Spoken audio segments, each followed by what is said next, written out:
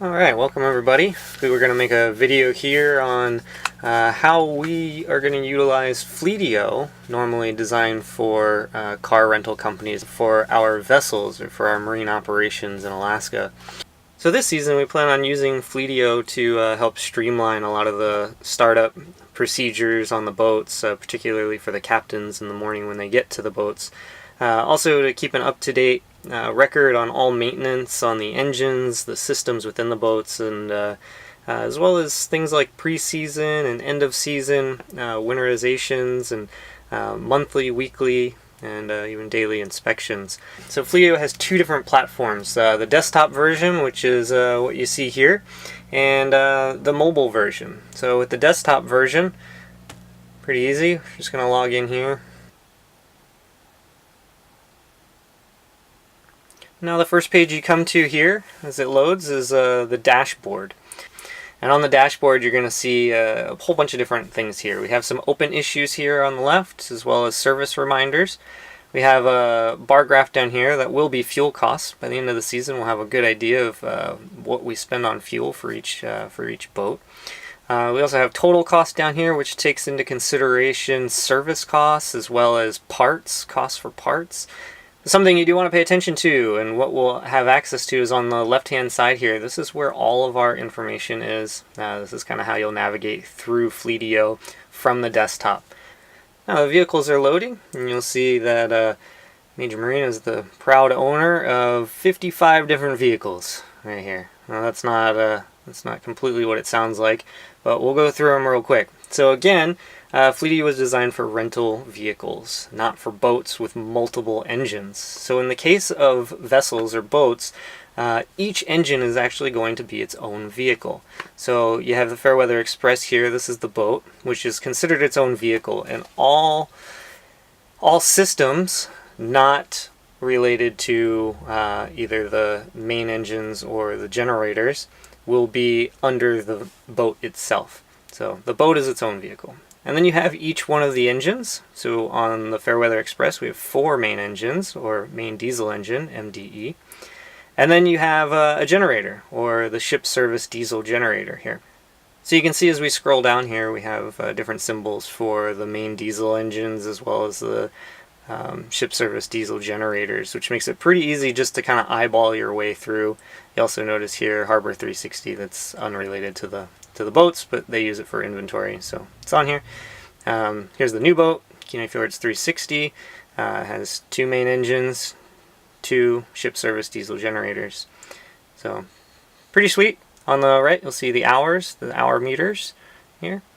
And then the status. Right now they're all winterized, so they're all technically, quote unquote, in the shop. Come back over to the left here and click on issues. You're going to see that there are a lot of issues. We'll talk a little bit more about issues, but essentially it's a list of all inspection items that need more attention. As you do inspections every morning, every week, every month, whatever, if any of those inspection items fail, they will appear here, and it basically means something needs to be done. Right here, Orca Song needs a rebuilt fire pump. That's where all this stuff propagates, is under issues. Now the next thing down is work orders. Now work orders are essentially maintenance that needs to be done on the vessels. Typically the chief engineer would say, I know that this needs to be done, a major gear rebuild or something that is outside of routine maintenance. A lot of times you will put it in as a work order. It'll show up here as something that needs to be done. We need to renew all bilge and fire plumbing in the engine room, install new main deck carpet, rebuild fire pump, and repower.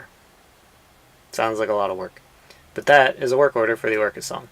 And so again, all of that is totally outside of routine maintenance. You create a work order, it basically goes into the list of work orders as well as issues, and it says these are things that need to be done. Alright, so let's just say you click on this work order for the Orca Song, basically the repower work order. You get some more information here. So under the description, remove the old mains, remove the old gens, remove main deck carpet, relocate center sea chest, and so forth and so on. And all this stuff, you know, if we input parts and labor costs and that sort of thing, this would all come out to a grand total of a lot. But regardless, it would keep track of the costs for each boat or for each engine and so forth. So again, this is a work order. Once the work order is complete, you'd come over here, you would hit completed, and that would update the status. It would actually go away, and then it would propagate a service entry. And a service entry would basically be the engineer completing a quick entry. It says this has been done, and it gets logged. So the next thing on our list over here is inspections. So if you click on inspections, this is where Kaylee and I spent quite a bit of time working with Tom, trying to figure out for each engine in each boat what items need to be looked at daily, what needs to be looked at weekly, monthly, yearly. We've input them into all of these different forms. So each one of these blocks here is a form, and the form is described as what it is. So down here you'll see daily. So this is the Fairweather Express 2 daily boat inspection. So this is going to be the inspection for the boat. Right next to it, you're going to see daily main diesel engine inspection, and then you go on to the GX, the boat inspection, as well as the diesel engine inspection. And then separately put down here, you will see ship service diesel generator daily inspection for all gensets. So this is covering all boats, not just the FX, not just the SOA. So each boat has its own specific inspection list. Each boat's engine has its own inspection list, but all generators have a pretty generic inspection list. Alright, so let's go down here to GX main diesel engine. Let's just click on these items, look at them real quick. So if we're down in the engine room of the Glacier Express, a few things we need. First of all, we need an odometer reading. We enter that way we can keep track of all the hours. And then blowers here, if you expand this list a little bit, turn blowers on. Pretty simple. It's what we do every day. If you choose to do it in a different order, that's okay. The things like blowers don't necessarily matter, but maybe when it comes down to checking your gear oil, the order is going to matter. So we did put them in the best order we know, and we'll ask for some feedback on that for sure. If your boat is not in the particular order that you think is best, well, we'd like to know. We can easily switch it around. And then checking fluids here. So check coolant level in expansion tank, add if necessary. Check oil level with dipstick, add if necessary. Report if overfilled, that's important. Note any added fluids, and then drain the moisture from the airlines. So that's particular to the GX again. There's a big lever on the bulkhead there to drain the airlines for the throttle. Checking the bilges, checking the connections, looking over the belts and hoses, and then we come down to start main diesel engine. So turn the batteries on. This is asking for battery voltage. We want to start eyeballing battery voltage before starting the engines to see how our batteries are holding up. Start the engine, check for obvious leaks, exhaust leaks, fuel leaks, that sort of thing. And then note running battery voltages. Also feel the impeller. Something like that. And then for this boat, you would check the gear oil while it's idling. So check oil level while running. Add if necessary, report if overfilled. That is particular to the GX. A lot of other boats, some of them you will shut down first and then check. Others you will check while they're cold and haven't been run yet. So they're all kind of different, and again, this is basically just to get us all on the same page. Leaks, checking for different leaks. Again, checking the belts and hoses now that they're running. Checking for any leaks there, any loose belts. Then we come down to coolant cap. This is for you, Josh. Just making sure you put that cap back on. I'm sure I'm guilty of that too. But so again, very specific to the main diesel engines on the Glacier Express. If we went back to inspection forms and we looked for another vessel, you would see that they are also different. The Kenai Fjords 360 boats inspection list is going to be slightly different, but it would probably be very similar to the Spirit of Adventure since they have the same engines. So again, we also have monthly inspections. A lot of these monthly inspections are things like checking the voids that are normally bolted shut, zincs, checking the fire pumps and the bilge pumps, high water alarms, jet impellers for the FX2 in particular, HVAC for the KS, YQ, OS, and GX. And again, underneath each one, there is a description. So replace engine room vent filters on SNU. Pretty simple. That's monthly.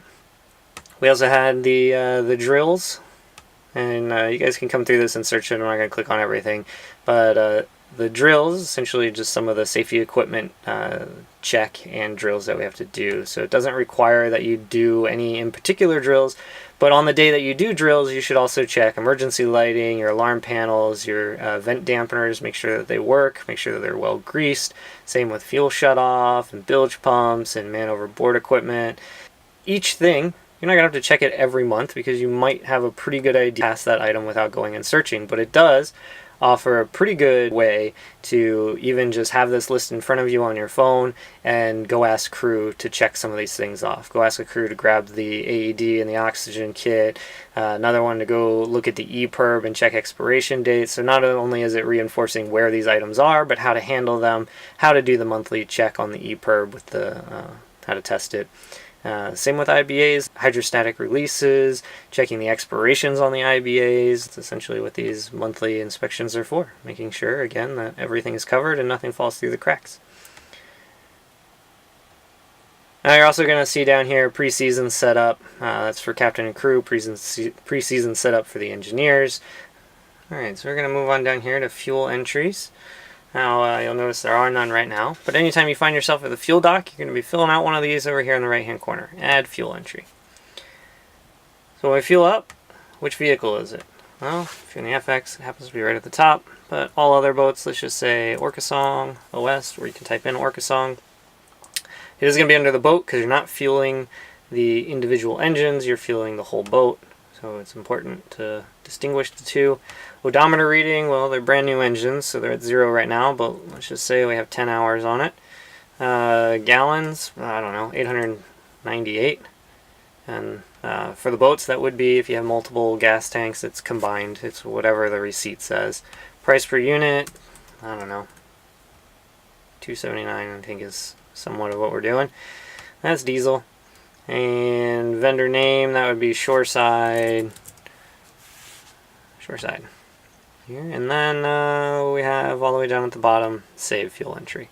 So over time, as the hours increase and as we fuel the boats, we'll have an idea of how many gallons per hour we're getting, as well as how much money we're spending on the fuel each season for each boat. So pretty cool. Again, just statistical stuff that'll show up on the dashboard once we start inputting a lot of these files. So that's fuel entries here.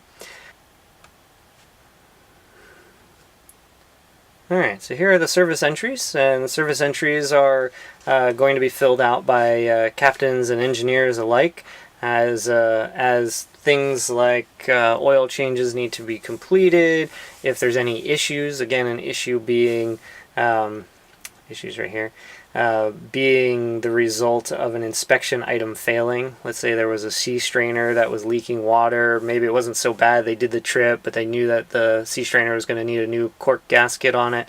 Well, that inspection item that failed is now going to propagate an issue, and in order to get rid of that issue, you'd have to add a service entry that basically says that it was taken care of. Which is what you see here from Kaylee and I just doing a little demonstration of that. Basically, you're just saying that it's fixed and that issue goes away, which is great. Again, keeping tabs on all of the issues that come up throughout the day, throughout the season, and making sure everything gets covered. All right, so those are service entries there. Let's go down to service reminders. Service reminders requires a service entry. So there's a service reminder for the Yukon Queen ship service diesel generator to the starboard side that an engine oil and filter change is due. Obviously it says it was due 6,000 hours ago. That's obviously not true. But again, it's some of this information is outdated and it won't be updated until the next oil change goes in. So that's all fine and dandy. It'll go away eventually. But right now it says it's overdue, and this is what it's going to propagate. So if an engineer saw this, they would just be able to click on it and this would come up, and it gives you actually a whole list of the service tasks that are scheduled. So 200 hours from now, we're going to need to clean the air filter. In 7 months or in 1,000 hours, we're going to need to replace the air filter. And then it tells you the increment that it's set to. So air filter cleaning every 200 hours, air filter replaced every 12 months or 1,000 hours, battery, check the water level every 6 months, and so forth and so on down the list. Now here's our overdue engine oil and filter change. You could come over here, more actions. You can enter service. So if you want to get rid of this so it doesn't show overdue anymore, you basically say, okay, I went and I changed the oil. I did it at this hour, however many hours is on the engine. This is the service I did. Maybe you also did a, I don't know, coolant sample. You also probably would have done an engine oil sample. There it is, engine oil sample. And because you are logged in under your name, whether you're an engineer or a captain or whoever's doing it, it would be, this would automatically be put under your name, and then save service entry. So that's how your service reminder would lead into a service entry. So with the service reminders, every so many hours or every so many months, there are certain things that are required by the manufacturer of each engine, whether it's a generator or whether it's a main engine, and each boat is a little bit different. Now we have renewal reminders. Renewal reminders are for things, you'll notice none of them are in here right now because they require very specific dates. So we need the dates on all of the EPIRBs, on life rafts, on captain's licenses, TWIC cards, leadership and management classes, literally everything that has a renewal date or an expiration date. You can log in here and then it'll prompt you. You can give it a threshold that is 2 months out. I want to know 2 months before my TWIC card expires that it's going to expire. And it'll do that. And it'll do it for each captain. It'll do it for each engineer, whatever it is that you're trying to keep track of, whether it's boat related or personal. So those are all the renewal reminders. Now we have contacts. Contacts are basically all of the engineers, all of the captains, and all of the administrators. So we're all in here. And moving on to vendors. So vendors, actually, we don't even really need to go there, but vendors are essentially things like Shoreside Petroleum, Caterpillar, any place that we get parts, materials, or services from. Then we have a whole list of parts here. Now, as we start doing repairs on the vessels, we'll have more parts being put in every single day. Really nice thing about parts is all you normally have to do is scan the barcode. If there's a serial number, you might have to type that in, but it's pretty easy, pretty straightforward, and the program makes it pretty awesome. Importing the cost, again, that was something we talked about earlier with the statistics on the dashboard. That is going to take quite a bit of time to actually get all of these prices put in, and that way we could track exactly not only total inventory value, but how much we have in each one of these areas. So we have the cooler and freezer, which is specific to the warehouse. And we have inventory that's on each one of the boats, as well as the Harbor 360, the oil connects, the red warehouse, the shop itself, that sort of thing. So we'll have an idea of what parts are on hand. This will take a while to bring up to speed. It would actually probably require a full-time job. Alright, so the next thing we want to show you is basically a day in the life using FleetioGo. So we learned all about the desktop version of Fleetio, and FleetioGo is the mobile app. So here's a phone. We go to the FleetioGo app. And essentially when it loads, it's going to load up all of the vessels right on the front screen here. So just like on the website, FX2 is the first one to show up. It's just alphabetical. And you can scroll through all of these and see all the other boats that are down there. There's a bit of a lag between my phone and the computer here. But easiest way, though, is to simply go up to the top bar and search. If you were searching for a particular boat, say the Orca Song, and then it should just propagate it there. Sometimes if you have any trouble, just pull down to refresh, and everything will line up under here. So everything that's in that has the Orca Song or OS in it, all the Orca Song engines are all here now, which is great. Oops. So essentially what's going to happen is as a captain, let's say you're a captain just arriving on your boat, since we're in the Orca Song today. So as a captain, here you came in, you could type in Orca Song, you can see your boat and all the three main diesel engines, as well as the 2 ship service diesel generators. Now, let's just say you went down and you're gonna run through the inspection on the center main first. You click on the center main, and then you'll already see you're already being prompted that things are overdue. Zincs need to be checked or changed. Again, they're all going to be brand new engines, so none of these are really up to date right now. But it will prompt you of anything overdue, which is great. Keep scrolling down. Service entries, inspections, issues, work orders. You can create any of these, or you can just search through them if you want. So we're talking about inspections. This is the morning. You come down to your boat, and you're going to go through the center main diesel engine inspection, and then you can see the list of all the inspection items. You know, eventually you'll get to the point where you could just like, yeah, did that, and you can see each one, and life is good. Or you can just come down here and hit start. Regardless, on each individual one, you're going to have to pass, fail it, or write some sort of text. At least if it says required, like it does here, right at the top. So if it says required, you absolutely have to pass or fail it. So sea strainer. Now I'm going to suggest and hope that all captains, at least initially, hit view instructions, because some of the items may not be what you think they are, or might incorporate more than what the title suggests. The sea strainer is pretty straightforward. Ensure sea strainer valve is open, inspect for leaks, and see if you can see any debris inside. That's just a visual inspection. So let's just say it was good. You pass. Moves on to the next one. Fluids. You're going to notice that there is no required at the top. This is not a required element, and that's because if you go to view instructions, you will see that it says check coolant level in expansion tanks, add if necessary, check oil level with dipstick, again add if necessary, and report if overfilled. Also note any added fluids. So if you didn't add any fluids, or everything looked pretty good, you have nothing to type here. Connections, view instructions, inspect any loose or disconnected wiring, inspect connections for corrosion, note any loose or damaged hardware, switch through everything and make sure everything's good, pass it.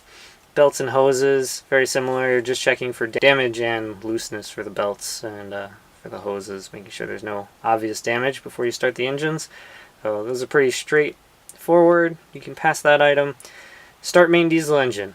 Well, this is kind of important because not all boats are the same. And so, again, for the first time, just read through the instructions because they might be a little bit different than what you're used to. Everything good? Everything good. Pass. Alright, so gear oil, click instructions, very important. It says, number 1, shut down engine. Well, that's because the manufacturers require that the oil level is checked after the engine has run, but not for longer than 1 to 5 minutes, 5 minutes being the max. So let them run for a minute. You know, you're doing your normal checks, looking at everything, and then shut down that engine, check the gear oil. Then you're going to turn those engines back on after you check the oil level, and then warming to 130. Leaks? Well, as those engines are running, find any leaks, you can report them here. Even if you see them throughout the day, you could report them there. Or just continue on to next. Belts and hoses, everything looks good.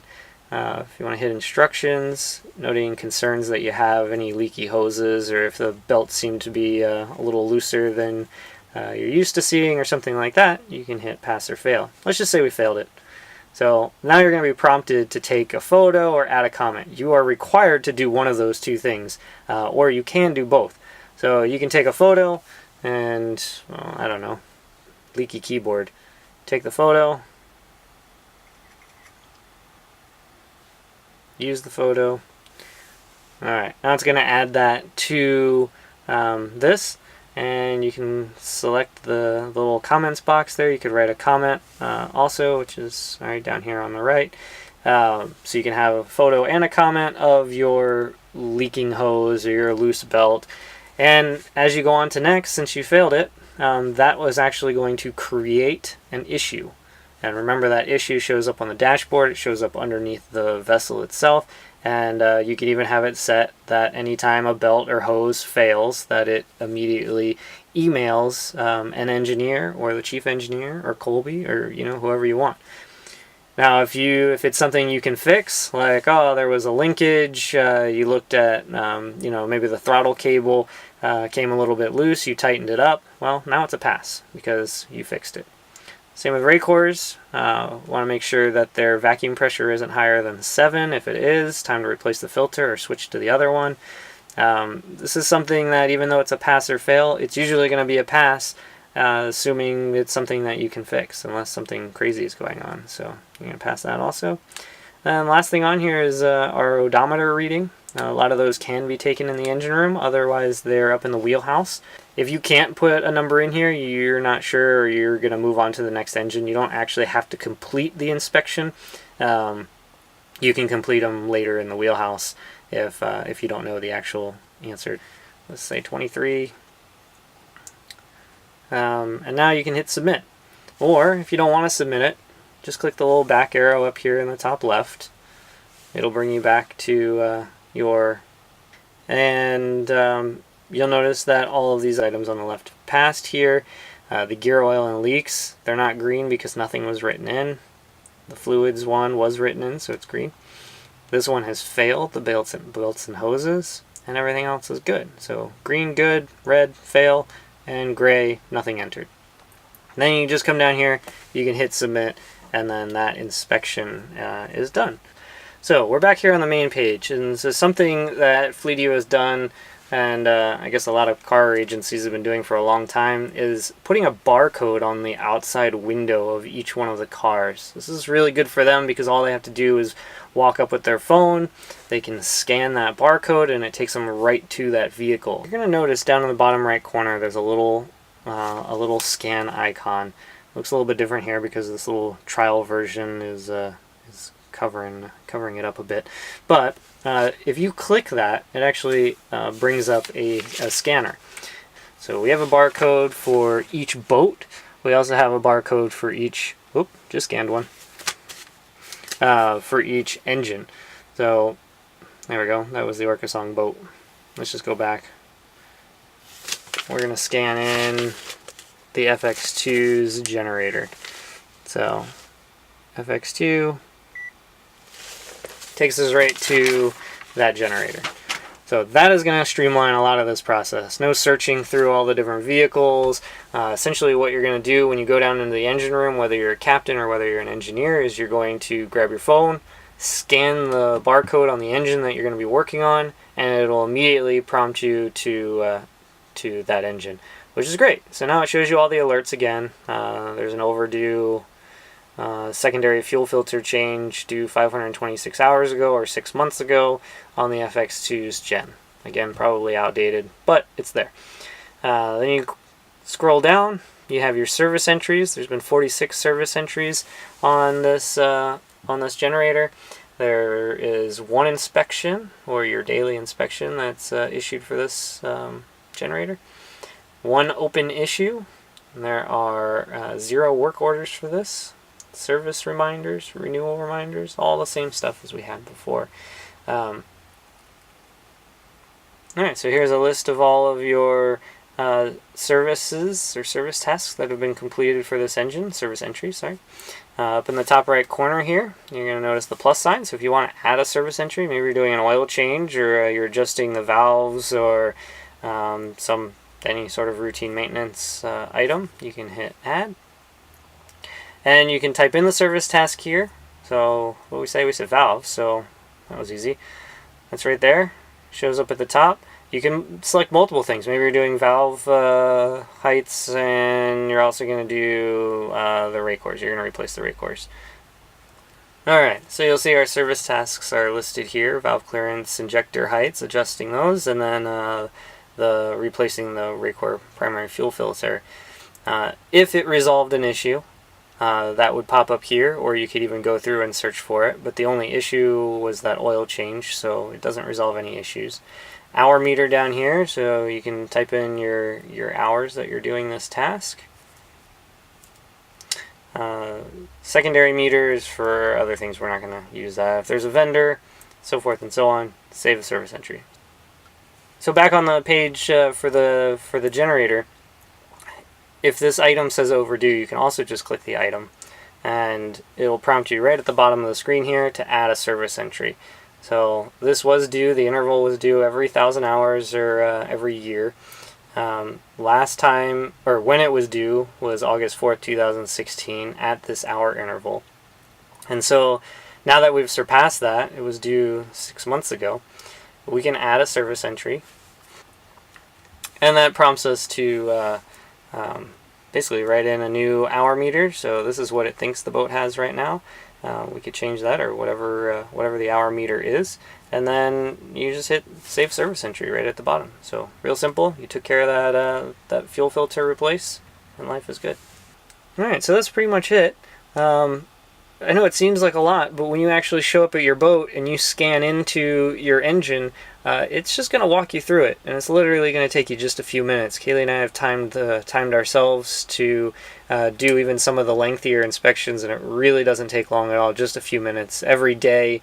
It certainly won't take you any longer than it normally will, but what it will do is ensure that you're checking everything the same as every other captain, which is great. And then it keeps it keeps a log of all of our hours and all of our routine maintenance and that sort of things. Alright, well that's pretty much it for FleetioGo. We're back here on the home page, and I am going to ask that for each boat, whichever, if you're the captain, say, of the Fairweather Express 2, Laura, to click on that, and not only click on that, but click through the main diesel engines and as well as the generator, and just run through those inspections. Don't submit anything, but run through them and make sure that they make sense, they're in the right order.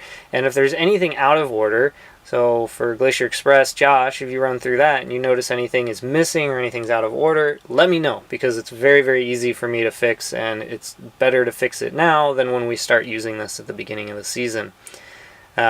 So if you could do me that favor and go through that.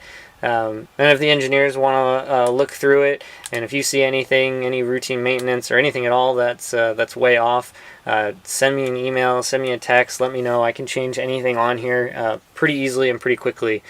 I know there's a lot of service entries and maintenance that's been going on over the winter that is not logged on to here, so Josh and I are going to work on trying to get as much of that input as possible and bring these boats up to speed. And Kaylee and I will continue working on updating the system, and that should be it. If you have any questions, let us know. Thanks.